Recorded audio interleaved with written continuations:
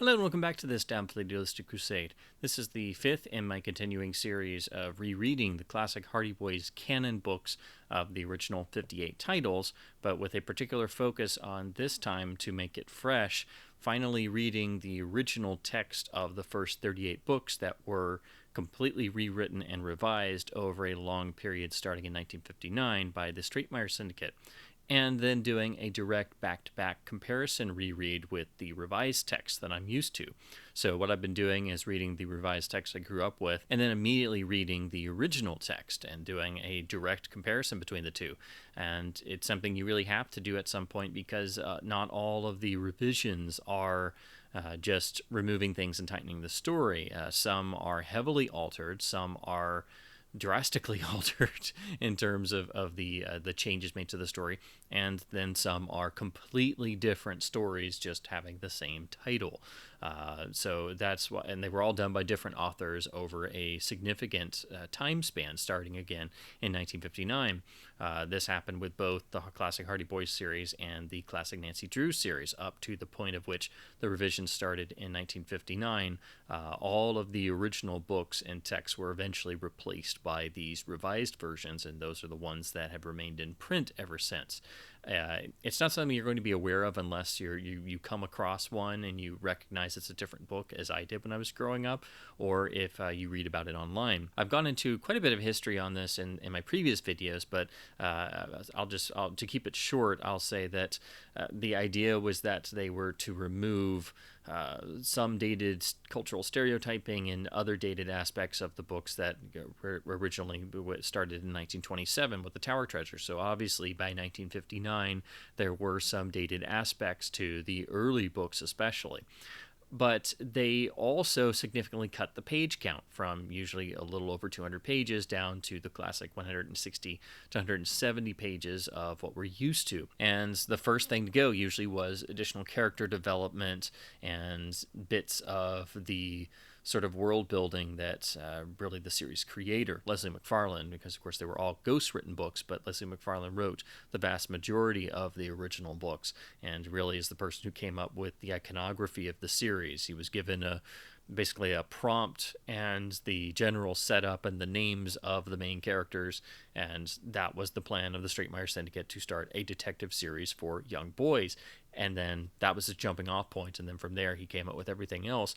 But his texts and most of the original texts written by others as well, they have a greater sense of realism. They're much more shades of gray comparing them to the revised text. They feel much more of their era and two-fisted, and the boys are even more resilient in the original text than they are in the revised text, and they have a healthy skepticism about the world around them, which sometimes leads them into direct conflict with authority figures, which is really striking because that never happens in the revised text. So as part of the revision process, it definitely gives them much more of a clear cut and very square sort of feeling that I think has led most people to feel like they've always been that way, and that's usually a common complaint or criticism of the series, that they are too simplistic and very much are done to a formula, which is understandable. But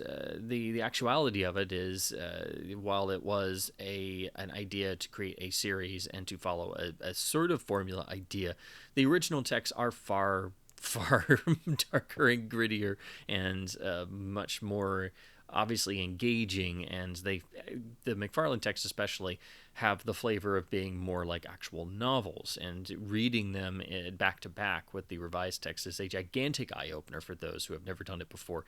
And I've never done it in this way, and I've had to piece together my collection of original texts, because you do have to go find vintage editions. So some of these I am actually reading for the first time, or I've only read once or twice before, and I've never done it in a direct back-to-back comparison. So that's what I've been doing with this video series, and that's the sort of history of what happened with the revisions. And again, it is the first 38 books, so you do have to track down and look for the original text editions of the first 38 volumes in the series, starting with book 39, The Mystery of the Chinese Junk. That was where they sort of caught up to themselves, and all the books up through the final 58th volume, Sting of the Scorpion, are all single text volumes. So now we turn to Book 5, the classic Hunting for Hidden Gold, where the original 1928 text was once again written by Leslie McFarlane, and then the revised text was done in 1963 by the author Alastair Hunter, who did a number of the Hardy's revised texts. This is an example of one of the books where it is the plot is altered in a number of ways, but when you closely examine it, it is still technically the same plot. But the revised text does rework a lot of elements, and it does move around bits of the plot. It does, in some ways, sort of enhance the sort of secondary plot, whereas the original text focuses on the theft of gold. The revised text kind of makes it more of a secondary story that develops that happened long ago in the past.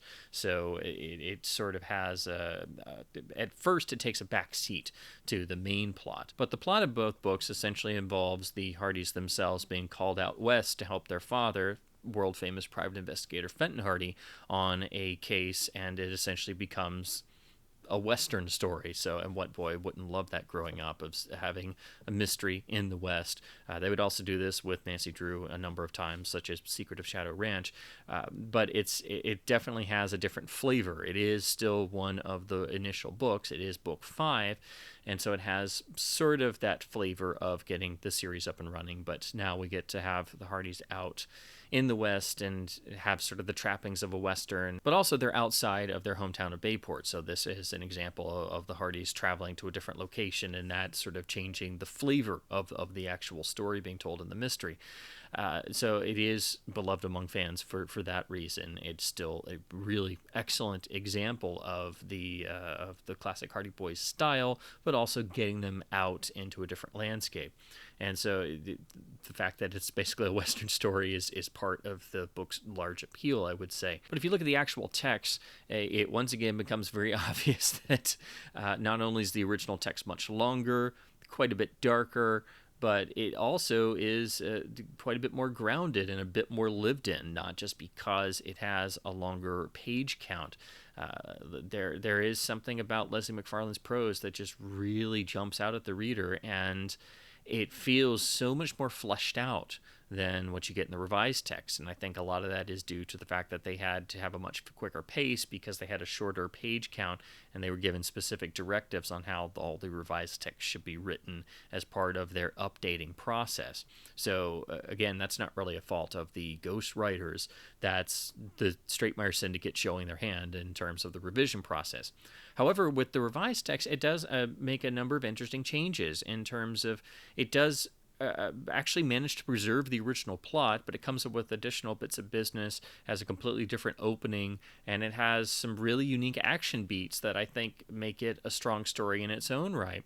Again, it takes the gold theft idea, which is the main plot of the original text, and it kind of makes that a sort of lost fable subplot that the boys find themselves hearing this sort of legend and wondering if they can find this gold, when in actuality the main plot is now something different, and Fenton Hardy is investigating a particular case for an individual who is reworked slightly from the original text. So some of the same characters remain, the same sort of idea of the Hardys going out west to help their father is there, and then of course getting out in the terrain and dealing with the gang of villains, as it were.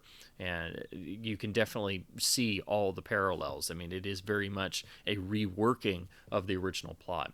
But the revised text does have a number of really interesting set pieces and sequences that, while I think the original text is the better book and is the better written book, it feels much more vivid in the reader's eye, absolutely. I do miss a number of those sequences from the revised text. In particular, there's a really wonderful moment where the Hardys are going through a western ghost town at night, and it's, definitely has spooky vibes as they're going through the old dilapidated buildings, and then all of a sudden shots start coming out of the darkness, and they're being chased and menaced by a gunman who is literally shooting at them, and they barely manage to escape, and then they try to track the person who was shooting at them after they've already run away. So it's a really wonderful little, very spooky sequence, and they're actually being shot at in an old western town, so that automatically has great atmosphere to it. That's a particular moment that is exclusive to the revised text, and I do think in particular, I think the ending, the final denouement of both books, I think it's much more developed and it's certainly longer, more convoluted in the revised text. So I did miss that when reading the original text. It is well done, but it is a bit more straightforward. Basically they get to capture the villain, and it's nicely done and set up and fits with the tone of the book. But the revised text, it takes a lot more doing, and there's a really nice nighttime horse chase across the terrain that takes all night as they're chasing the gang leader. And again, it's much more convoluted, and the revised text has a nice interweaving of the two stories, so they obviously wind up being connected by the end of it, which they obviously were going to be from the start. But it's always fun when you get things like that where they are set up well, and then when they're finally revealed to be fully intertwined, that all of the connections work. And you do have some of that in the original text. So again, this is all building off of material that was in the original text, and it is reworking characters and scenarios and situations. But I do like some of the extra convolutions and differences the revised text came up with. So again, this is a case where it's hard in all of these. I can't always come down on one side and say, oh, this book is completely better than the other, because they're still both excellent books, but they were written at different times by different people with different mindsets. But all the revised texts were having an original text to either work off of or draw ideas from, or just completely ignore and use the title depending on the directive of the Stratemeyer Syndicate. So it's not really a fair comparison, but it is something I think every fan of the series should do, is read both texts and compare them for yourself. I think in some cases like this, you will find things in the revised text that are really great, and you kind of wish were in the original text. I think especially the more developed and convoluted climax of the revised text is much more impressive than the climax of the original text. But obviously you're having to add more action, and you have a shorter page count in the revision process, so it's natural you're going to come up with some things that are perhaps better or better developed set pieces than the original text. But I do think the revised text has a number of nice set pieces that make it still worthwhile, and it does add enough additional material that I think it should be considered a separate book on its own, and not just basically a remake of the original text. So now to talk about the cover art designs, like I like to do in these videos. First, on the original text, we had W.S. Rogers return and do a cover very similar to the first four, so it's obviously part of the same series and has the same red title and fits very much with the first four. It is depicting an actual event from the book of the boys on the verge of discovering gold. So like all of his covers, it's a direct depiction of an action from the book. It is a bit simplistic in the staging at first, but it sort of grows on you, and it's a particular style that very much fits, this still being a book for children in the 1920s. So this is definitely part of the series' iconography, and while all of his covers may seem a bit simplistic on the surface, once you look at them for a while and you get used to them, you can very much get the feeling of the style of these. So it is very much a classic image for the early days of the series. Then in the 1940s, for the Yellow Spine era, as with most of the books, Hunting for Hidden Gold got a new cover. This one done very much in the style of the A.O. Scott covers. This one is credited to an artist known by the name of Stricker. I'm not sure what his first name is, but all of the various fan information websites just literally have Stricker on there, so I'm not sure what his first name may be. But it's thought to be he is the artist of this cover. And like the Scott covers I've talked about already, this has a sort of change of pace. It is redepicting the same sort of event of the boys discovering gold, or about to, but it's doing it with a more dynamic visual in terms of the layout and the staging, which is really welcome. And it is a nice looking image, but like the previous covers I've talked about that Scott did, it has a slightly cartoonish look to it, I think, which I'm not as big of a fan of, but it does have nice color to it. It keeps the title in red, and it is very much, well, it's in the design of the 1940s yellow spine era. So it's still a really attractive cover. I think it's much more bold and much more dramatic than the original cover, which is what they were going for. But I think it's definitely a sort of placeholder in terms of what would come next, because this is another example of, for the later printings, when Rudy Nappy became the artist for the series, he basically had to redesign the cover that was in print. So this 1940s cover became the 1959 Rudy Nappy art, which is the iconic image for the book, I think, and the one that I think of every time I think of Hidden Gold. I think of the Rudy Nappy cover painting, which was in print for all the decades after 1959 until the 2017 reprint. This reworks the 1940s image, but in a much more realistic style with lots of fine detail, really lovely coloring. The cave looks blue. You see Frank with his flashlight. The light is hitting the actual gold, which is starting to burst out of the bags. And there's an onlooker in the background, just as there was in the 40s cover. So it's very much a reworking of that, but in terms of the overall impact, the color, the fine details, the much more photorealistic style that Nappy could pull off, and there's a really nice dramatic staging to the layout. This is, I think, the definitive cover for the book, and I think it's the iconic image for Hunting for Hidden Gold. Then in 2017, when Penguin took over and decided to start doing reprints of the initial books as hardcovers, but with new updated art, we got this rendering by Brian Edward Miller. So this is also in keeping with the new sort of format that they did. They did the first 8 books this way and then pretty much just stopped. While I'm not a fan of this particular iteration, because the Nappy art I think is so iconic, I don't see why it was ever desired to be replaced. I'm okay with this cover because it's depicting an event from the book, even though it definitely has a very cartoonish, almost, if you look at the way the boys are drawn with the very angular facial features, I mean, it's not quite an anime style, but there definitely is a different flavor to the cover art.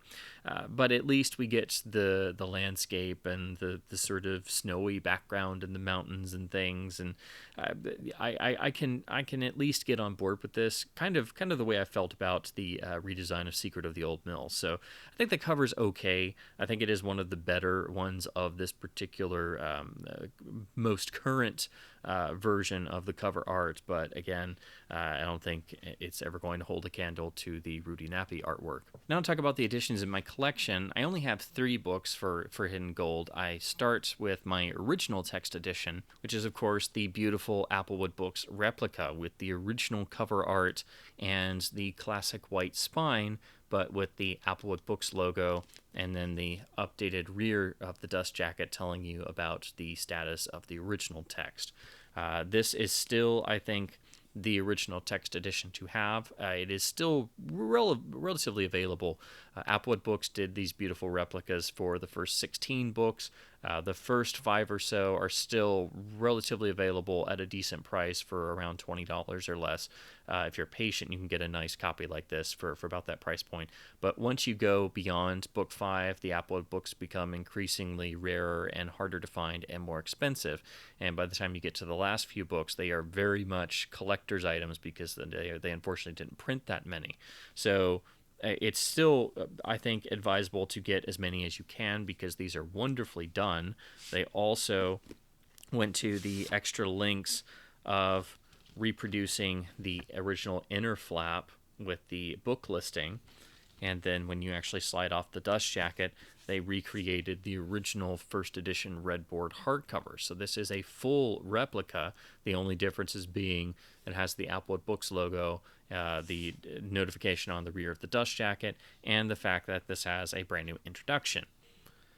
We have the original front piece art on a lovely piece of glossy photo paper, and then the actual original text in its original text block. So again, this is a complete replica of the original text down to every last detail, and for $20, it's a fraction of what it would cost you for a mint original copy with dust jacket, which of course would be quite stratospheric in price. Now, my childhood copy that I grew up with for the revised text is this one. It's a later printing, which is denoted by actually having the number of the volume actually printed on the cover in yellow. This is a later printing from the 70s. The rear lists to Witchmaster's Key, which would put this at about 1976, and the actual printing of the cover image is nice and saturated and quite dark, so I still think it looks excellent. Unfortunately, this is not in the best shape. I picked this up in my again, I was a kid buying a mixture of new and used copies, so unfortunately the binding on this has pretty much started to go on the actual front, but the actual rest of the book is okay. But this is, of course, an example of the wear and tear these can get. This, of course, has the black and white multi-scene end papers, and, of course, the new front piece art for the revised text. Of course, the classic revised text layout design, and the revised text would also have the illustrations throughout, which are exclusive to the revised text.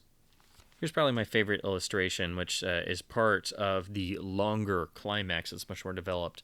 This is one of the rarer double-page spreads of an event from an action set piece in the book. And then I also have a flashlight edition that I picked up just to have the book and the flashlight design. This is a 2001 printing, but it's otherwise the same as all flashlight copies. We have the original artwork. It looks a little flatter, and it's obviously been cropped on the top and the side. However, I do think this is a really nice printing. As I showed in my last video, sometimes the later flashlight editions could have some many more issues. So when you find a flashlight copy where it actually looks really good and the art is presented well, that's a nice plus.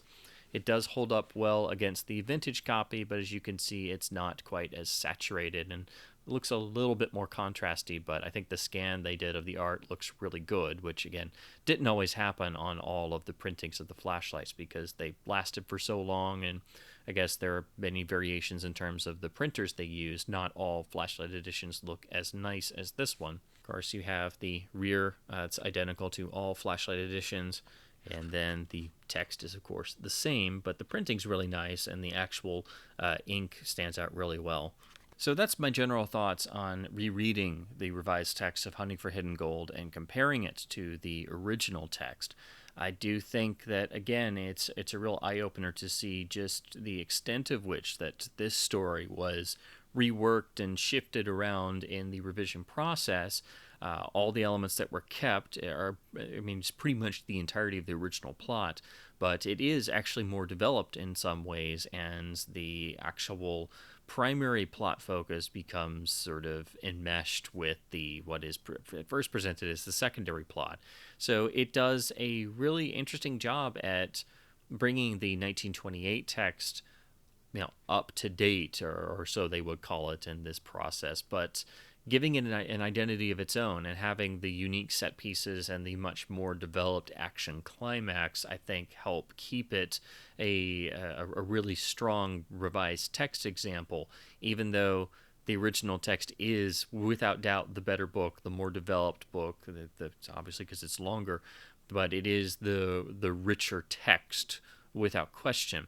It does, obviously it was written in 1928. It does have one or two very minor examples of cultural stereotyping because the boys do get on a train, and there's a really lovely, well-written experience of their train journey out west. But at one point they do run into the actual people working on the train, and anytime you get that in any sort of media from this time period, it is almost always going to be a cultural stereotype. So that's an example of the type of usually very minor cultural stereotyping you're going to run into when you read the original text. Again, it's not. It's a very minor character, and it's something you'll run into a handful of times here and there in most of the books, and that's what was a part or the supposedly the real impetus for rewriting them in the first place, which is completely understandable, but it's not something that totally wrecks the book or is a major character. It is a minor side character only on one page, but that's going to be the big thing that you'll probably notice coming to the original text for the first time. That's obviously a part of why the revisions were done in the first place, but it's not the gigantic major thing that some people might make it out to be. It's not that the whole book is filled with that. This is one where it pops up, and it is a very minor side character that pops up for a page or two. But that is something to note if you're coming to these for the first time, or if you have kids who might be interested in the original text, to obviously, if they read it, you'll want to explain the historical context as best as possible. But that's how it pops up in this book. It's just that one particular little bit there. So again, I think it's a really interesting comparison between the two, because the revised text is still a very strong book and reworks the original's plot in a number of interesting ways while coming up with some really nice additions of its own. So I still think both books are great. But when you read them, it's quite obvious the original text is the much better written, much more engaging book. But they're still both classics of children's literature. They're still both classics of the series. And for a good majority of these, I'm sure it's probably going to continue to be like this, where the revised and original text both have strengths of their own, and they're both classics of the respective parts of the series they're in, because I think in some ways you do kind of have to consider the original text as their own sort of section, and then the revised text are sort of their a secondary, newer section of the series that grew and developed over time. Even though they are rewriting the original books or reworking them or just keeping the title, they do have a different flavor than what you got in the original text, which is why so many fans put such great stock in the original texts and talk about how much better they are. This is the type of stuff they're talking about, because the original texts are much more flavorful. They're much richer. They give much more of a sense of the world at the time, and the actual mystery is allowed to develop at a bit more of a realistic pace. It's not having to cram in action set pieces and be at a much quicker pace because it's having to hit 160 to 170 pages max. That additional page count really does help in allowing the story to breathe and develop a bit more naturally. So again, I hope this has been fun and at least somewhat informative to hear me talk once again about the classic Hardy Boys series. I will be returning soon in my video talking about the two different texts of the Shore Road mystery. And until then, keep reading print books, keep enjoying the classic Hardy Boys series, whether out of nostalgia or just looking for a sense of adventure and fun again in reading. And as always, thank you ever so much for watching.